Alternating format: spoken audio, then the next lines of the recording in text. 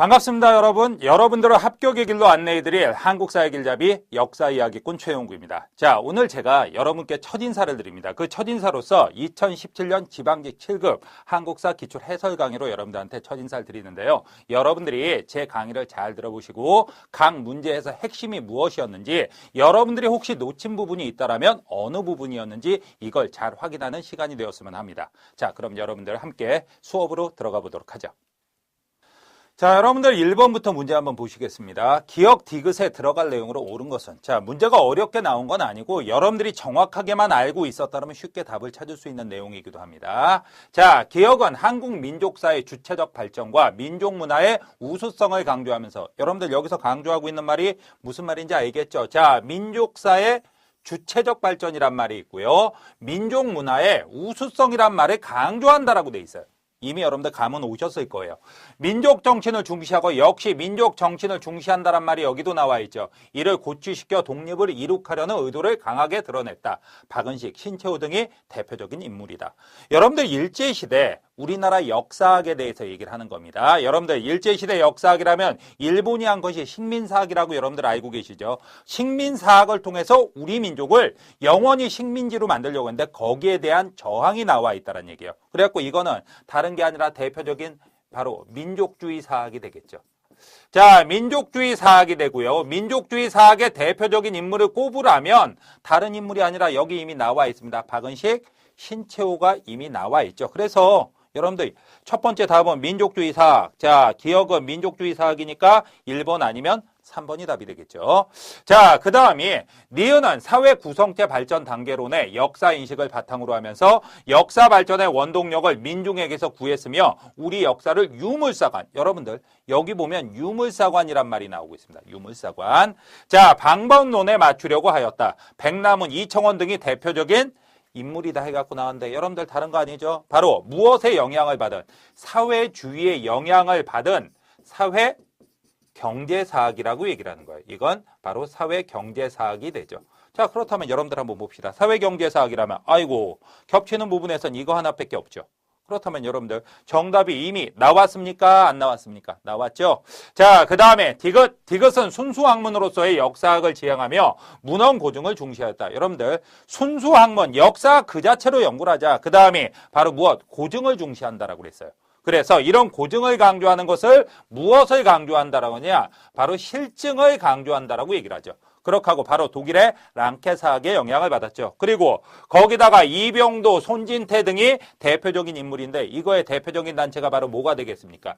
진단학회라는 단체가 있죠. 이왕이면 여러분들이 이 진단학회까지 알아두셔야 됩니다. 그렇다면 세 번째는 바로 무슨 사학이 된다? 실증사학이 되죠. 정답 나왔습니까? 안 나왔습니까? 나왔죠. 답은 몇 번이 답이 된다? 1번이 바로 답이 되는 겁니다. 자, 1번 쉽게 여러분들 푸셨으리라 생각을 합니다. 자, 그 다음에 두 번째 문제가 됩니다. 자, 2번 몽골 침입 시기에 발생한 사건 중 옳은 것만을 모두 고른 것은, 여러분들 다른 시기가 아닙니다. 분명히 표시하고 가야 되겠죠. 자, 몽골 침입 시기라고 돼 있어요. 다른 시기가 아니라 몽골 침략기. 여러분들 몽골이 침략한 건 바로 최씨 정권 내에서도 누구 때 침략을 했다? 최우 때 침략을 했다. 이 연도가 여러분들 1231년이에요. 1231년에 처음 침략을 해서 바로 최씨 정권이 다 무너지고 개경 환도할 때까지 침략한 것 같지만 개경 환도 전에 이미 항복은 사실상 몽골의 침략은 끝나게 됩니다. 우리나라가 항복을 하게 되고 그래갖고 1259년까지 무려 6차례 침략을 하게 되는 거예요. 자, 그렇다면 여러분들 한번 봅시다. 망이, 망소희, 만적 등이 봉기하였다라고 돼 있는데 여러분들 한번 보죠. 자, 망이, 망소희, 만적 등의 봉기는 미안하지만 망이와 망소희의 봉기는 여러분들 연도로 단순하게 외우는 게 아니라 이거는 정중부 때, 바로 무신난을 일으킨 정중부 때 일어난 겁니다. 그 다음에 만적은 여러분들 바로 누구? 최충원의 노비였죠. 그래서 바로 최후의 아버지였던 바로 최충원 때 일어난 게 돼요. 그렇다면 여러분들 이건 됩니까? 안 됩니까? 안 되죠. 시기적으로 이게 더 빠릅니다. 강화천도에 대해 삼별초가 반대했다. 여러분들 강화도로 천도하는 걸 삼별초가 반대할 리가 있습니까? 없습니까? 없죠. 강화도 가서 열심히 싸워야 된다라고 한 거예요. 그러니까 이건 틀렸죠. 그 다음에 황룡사 구축 목탑파 초조 대장경이 불에 탔다. 자, 여러분들이 대강 공부에서도 모두 다 알고 계실 겁니다. 이거는 몽골 침략기에 불탔다 알고 있죠? 황룡사 구축 목탑은 3차 침략기에. 그 다음에 여러분들 초조 대장경은 몇 차? 2차 침략 때 불타고 맙니다. 그래서 이걸 보완하기 위해서 만든 것이 바로 뭐가 되겠어요? 팔만대장경이 되죠. 자, 그 다음에 김윤우와 처임 부공민들이 몽골 장수 살리타, 당시 몽골의 총사령관이었습니다. 살리타 군대를 물리쳤다. 이 문장이 맞다라면 틀릴 방법이 없죠. 몽골 장수를 물리쳤다라고 돼 있으니까. 그러다 보니까 어떻게 된다? 이거는 몽골의 몇 차 침략대였냐면 2차 침략대가 돼요. 그러니까 이것도 맞는 얘기가 됩니다. 자, 그 다음에 부처의 힘으로 몽골군을 물리치기 위해 8만 대장경을 조판하였다. 우리 모두 다 알고 있습니다. 초조 대장경은 누구를 물리치기 위해서? 거란족의 침략을 물리치기 위해서. 그에 비해서 8만 대장경은 누구를 물리치기 위해서? 바로 몽골의 침략을 물리치기 위해서. 그러니까 이건 맞는 얘기가 되죠. 그래서 정답이 되는 건 디귿, 리을, 미음. 디귿, 리을, 미음이라면 여러분들 답은 몇 번? 4번이 답이 되죠. 충분히 여러분들 맞추실 수 있는 문제였어요. 자, 그 다음 문제가 됩니다. 3번 문제가 되죠. 고려 사회에 대한 설명으로 옳은 것만을 모두 고른 것은? 자, 고려 시대 때 다른 사람이 아니라 바로 여성의 지위에 대한 게 됩니다. 자, 고려 시대. 자, 여러분들이 알아두셔야 되겠어요. 고려 시대에는 여성의 지위가 높았다, 낮았다. 무지하게 높았다.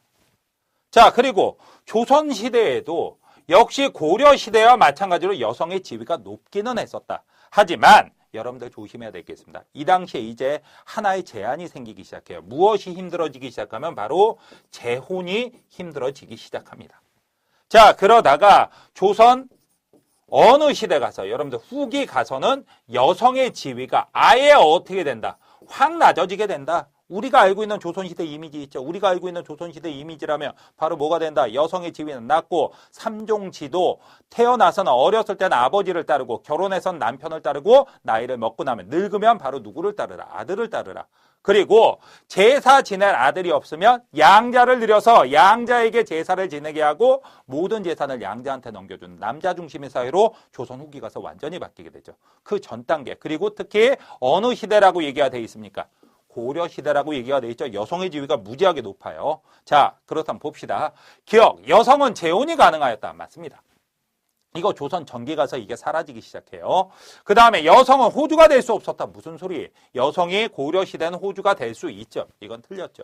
자, 그 다음에 부모의 재산은 아들과 딸의 구분 없이 고르게 상속되었다. 아들, 딸 구별하지 않고 재산을 고르게 상속하고 특히 자, 딸도 재산을 고르게 상속받다 보니까 처가살이하는 남자들도 굉장히 많았어요. 그리고 음서 대상회가 사위와 외선자도 들어가기 때문에 당시 남자들 여자 하나 잘 만나려고 애를 쓴 인간들이 꽤 많았을 것 같습니다. 자, 그래서 이것도 맞는 얘기입니다.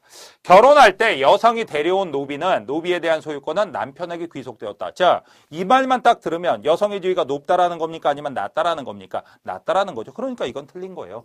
남편에게 귀속되지 않습니다. 바로 여성이 그대로 갖고 있어요. 그래갖고 나중에 여성이 시집간 여성이 먼저 죽었다 그러면 그 여성이 원래 갖고 있던 재산은 원래 친정 쪽으로 돌아가는 모습까지 보여주게 되죠. 그래서 이건 틀린 거죠. 답이 되는 건 무엇과 무엇이 된다? 기역과 디귿의 2번이 답이 됩니다. 여러분들 정리되셨어요? 자, 그 다음 문제가 됩니다. 4번 문제가 되죠. 다음 자료에 해당하는 나라에 대한 설명으로 옳은 것은? 우리가 이 부분까지는 많이들 잘하는 겁니다. 이런 문제 여러분들 틀리면 절대로 안 돼요. 해마다 5월이면 씨 뿌리기를 마치고 귀신에게 제사를 지낸다. 여러분들 5월이면 그렇다면 제사를 한번 몇 월 달에 지낸다? 5월 달에 한번 지낸다. 자, 그 다음에 때를 지어 모여서 노래와 춤을 즐긴다. 술 마시고 노는데 밤낮을 가리지 않는다. 10월에 농사일을 마치고 나서도 그렇게 한다. 여러분들 10월에 또 한번 지낸다. 자, 그렇다면 여러분들 생각이 날 겁니다. 자, 이렇게 제천 행사 2번 지내는 나라 어느 나라가 되겠습니까? 다른 나라 아니라 바로 사만이죠. 사만이라면 제천 행사 2번이다. 그래서 우리가 왜 이렇게 제천 행사 많이 지냈느냐? 사만이라면 마한, 진안, 변안이 자, 충청, 전라, 경상도 지역, 우리나라 곡창지대. 그러다 보니까 일찍부터 무슨 농사가 발달했다? 벼농사가 많이 발달했다. 벼농사가 발달한 증거로서 바로 무엇도 있었다? 인공 저수지도 발달했다. 여러분들이 모두 다 알고 있을 거예요. 자, 그리고 제천 행사를 이렇게 5월과 10월에 2번 지내다 보니까 바로 이 제천 행사를 주관하는 사람이 있어야 되죠. 그 사람의 이름을 바로 뭐라고 한다? 천군이라 한다. 천군은 어떻게 됩니까? 천군이 다스리는 지역이 따로 있죠. 그 지역을 바로 뭐라 한다? 소도라 한다.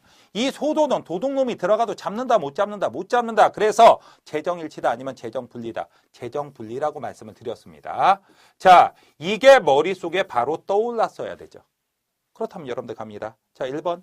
명주와 삼배를 짜는 방직기술이 발달했다. 명주, 삼배, 방직기술 이게 발달했다라고 많이 나오는 나라는 어느 나라? 동해가 돼야 되겠죠. 자, 동해하면 여러분들 생각나는 단어가 또 있어야 됩니다. 바로 뭐가 있었어요? 무천이라는 제천 행사. 자, 그 다음에 무슨 제도? 책화라는 제도가 있다라는 거 여러분들 알고 있을 텐데 애석하게도 이건 답은 아니죠. 사만이 아니니까. 그 다음에 고구려와 풍속이 달랐고 민며느리제가 있었다. 여러분들 민며느리제 하면 생각나는 나라 어느 나라? 옥조. 아, 옥조 하면 또 생각나는 나라. 자, 단어 하나만 여러분들 생각해 봅시다. 바로 뭐? 가족 공동묘. 가족 공동묘. 이거 여러분들 기억을 해둬야 되죠. 자, 그 다음에 정치적 지배자 외에 제사장인 천군이 있었다라고 되어 있습니다. 자, 천군 아까 이미 살펴본 단어죠. 그러니까 답은 몇 번? 3번이 답이 되겠네요. 이미 찾았습니다. 가늠한 자와 투기가 심한 부인은 사형에 처한다. 여러분들 바로 어느 나라가 되겠습니까? 부여. 출제 빈도도 제일 많고 내용도 제법 많은 곳입니다. 부여하면 생각나는 단어 한 번만 정리해보고 가죠. 바로 뭐? 마가, 우가, 저가, 구가. 5개 부족 연합체인데 한 개 제일 센 부족장이 왕을 하고 그 다음에 나머지 부족장들은 마가, 우가, 저가, 구가라고 해서 바로 무엇? 가축 이름을 붙여서 부르게 된다. 이 사람들이 다스리는 지역을 뭐라고 한다? 사출도. 이 사출도에 대해서는 왕이라 하더라도 사실상 간섭이 거의 불가능하죠. 자, 그리고 매장 풍습에는 순장이 있었다. 그리고 하나로 훔쳐가면 12배를 갖게 하는 일체, 희비법이 있었다. 자, 그리고 제천 행사하면 바로 뭐가 있었습니까? 영고라는 게 있었죠. 영고라는 게 있었던 거 여러분들 기억을 할 거예요. 그리고 소나 말을 죽여서 그 발굽 모양을 보고 점을 쳐서 나라의 큰 일을 결정하는 무엇이 있었다? 우제전복이 있었다. 자, 이것까지 여러분들이 파악을 하셔야 됩니다. 어차피 여러분들이 문제를 제가 이렇게 풀어드리는 건 단순히 그 문제만 풀어보라는 게 아닙니다. 항상 나오는 주제들이 번갈아 가면서 나와요. 자, 그리고 거의 빠지지 않는 주제가 바로 뭐가 되겠습니까? 이 초기 국가들에 대해서는 빠지지 않아요. 그래서 각 초기 국가의 핵심적인 키워드를 여러분들이 반드시 잡고 계셔야 됩니다. 아시겠죠?